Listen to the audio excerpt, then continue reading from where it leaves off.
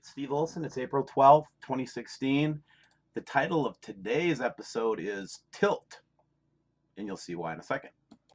So let's start right out with it. So Huffington Post Science now has the story. It was in all the papers, the whole climate change story, talking about how climate change may be causing the Earth's poles to shift.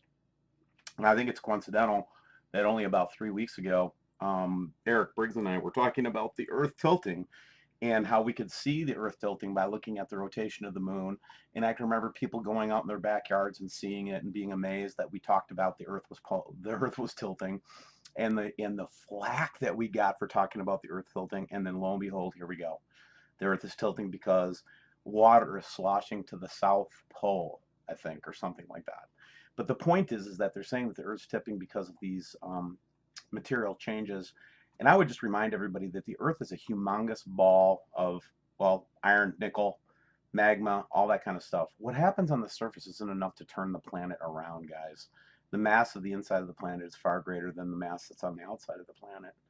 But anyway, the point is that this is what the media is going to try to tell us that is going on. And I want to be very plain that this is the kind of PR treatment you can expect to continue and continue.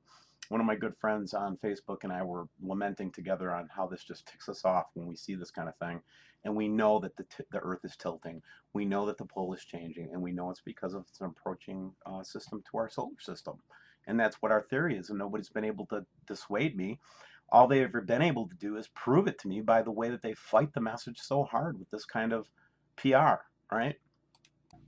The next thing I'm going to show you is probably one of the most shocking things I've seen in the last 30, 45 days, quite frankly. This is April 10th, 2016. It's a time lapse that one of the subscribers put together, thank you subscriber, to show us a time lapse of a whole day in Alaska. Wait till you see this, everybody. Check it out. Sun's coming up. Looks pretty normal. Everything's cool.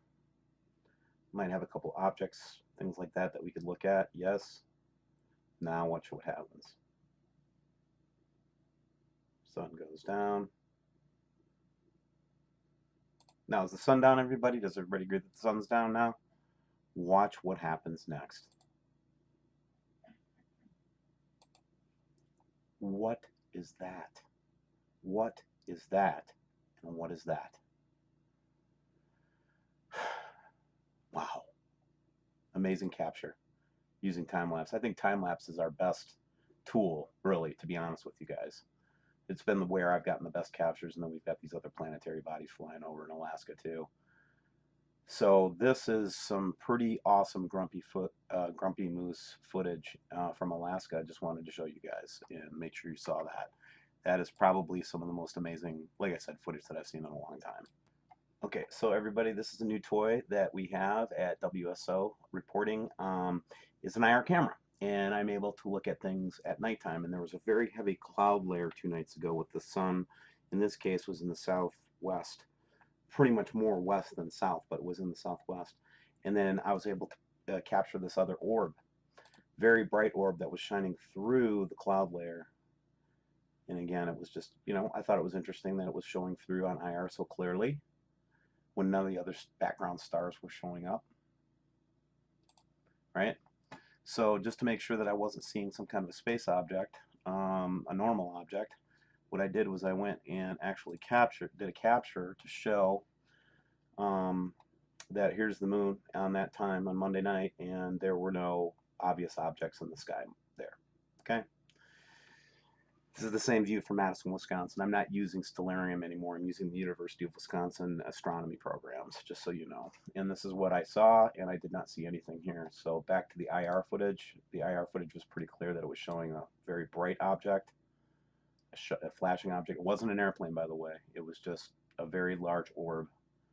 And so the WSO IR camera caught something on Monday night. Pretty interesting. All right, let's go on to the subscriber photos here. So to kind of continue on some of the science stuff that we've been trying to do as opposed to the old wives' tales, it was funny because we were showing the air masses going to the South Pole and trying to explain it because it's gravitational or magnetic effects of Nibiru coming on the system. So, of course, I had to have my expert troll come on and say, old wives' tales said this and that and the other thing about, you know, how rough it is in the South. And I'm like, you're bringing me an old wives' tale after I show you a sat image that shows the density of the air? You know, it's just getting ridiculous. Anyway, so here we've got two images of the stratosphere and basically showing how the North Pole and the South Pole are in a much different place. And normally these are balanced vortices on either side of the planet. The other thing that you'll notice is that there's a new vortice that seems to be starting to be forming in and around Great Britain, which is kind of follows with that climate change thing.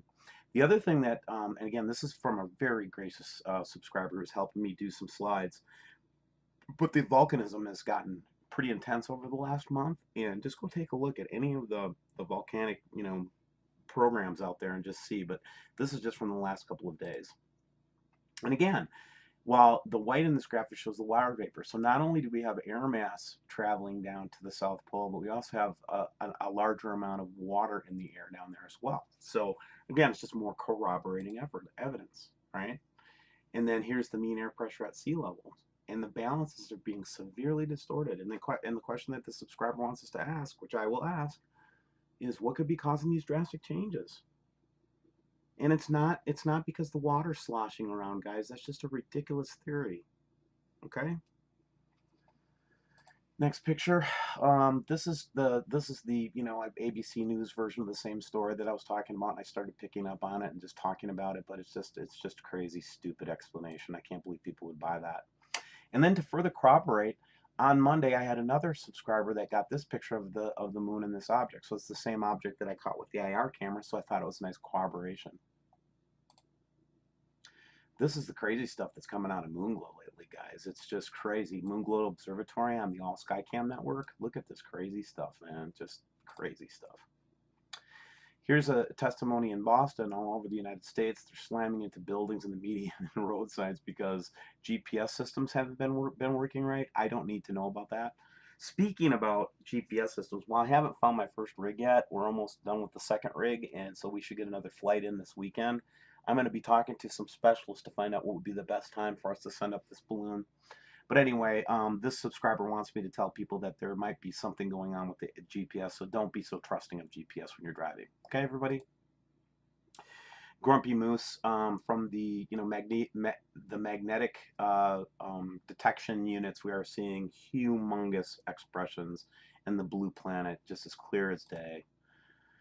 Here's where we're seeing the blue planet above the sun, but it's again behind this the halo of the sun, and this is in Illinois, by the way. We just looked at those. Here's one. At first, when I first looked at it, I thought, oh, halo image with a sun flare. It's not a sun flare. It's a green freaking planet or something, guys. Again, we're getting that yellow object everywhere we look.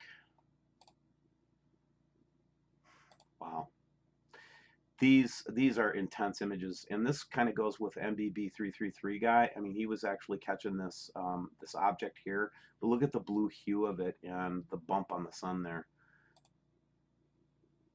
Here's a picture of, so first of all, we've got the halo there, and then that could be a lens flare of some sort. I think that might be a lens flare. Sorry. This is just interesting because this is a tower here, but this is a red orb up here in this somewhere in the East Coast Skycam network. Here's an interesting little take. They were in the car. They were driving to Home Depot. They're in Monroe, Louisiana. They pulled over and took a couple pictures, and bam, here's what they saw. It only lasted for a few minutes, so it was like one of those planets that show up and leave. Oh, the little Chris spotted. That was just me and Chris talking. Here's another kind of interesting question for everybody, and I really like you guys to think about it and give me your feedback on it. But I'd like to start setting up local groups for people to meet and to at least get together. It's bad enough being alone, but some of these folks are crying for help. So let's talk about and get your thoughts on how we can set up a community group in each of the local areas and start getting people together. Wow, look at this orb from Puerto Rico the other day. Look at how clear it is. Now, this one I just wanted to put back up there. These are the coordinates that we saw back last June or July, where the last known position of Nibiru is. Why can't somebody just like play around with that with their telescope? Oh, this one is just trippy, man. Look at that, guys. Oh, wow. Okay, that's a very good shot right there. That is not a lens flare. And what's really cool about these, you see these little, these are the Monroe, Louisiana photographs, close-ups. Look at that weird phenomenon. Here's where we got a screenshot from a viewer, I think, well, some beach somewhere, let's just say, and we're getting the blocked sun out, and then they put a little fear face in there. Now, what's interesting about this particular photograph, this was taken from Saskatchewan today, and this is the sun 28 minutes apart. The sun is not moving at the correct speed. 28 minutes from here on anybody's sunset would have been gone by now, but in a 28-minute period. Thank you, Saskatchewan viewer. Now, at first you look at this and you go, oh, what's so important about this? Well, look a little bit closer, guys. There's a planet back there with stripes on it. So the system's coming in, man. Look at all these pictures. They're undeniable. Unbelievable footage that we're getting. Guys, this is undeniable stuff, okay? This is a picture where they said they saw a double moon. Virginia, 411. They're actually catching the planets with their own, with just the cameras now. Here are two dark objects that they were able to actually catch in the sky.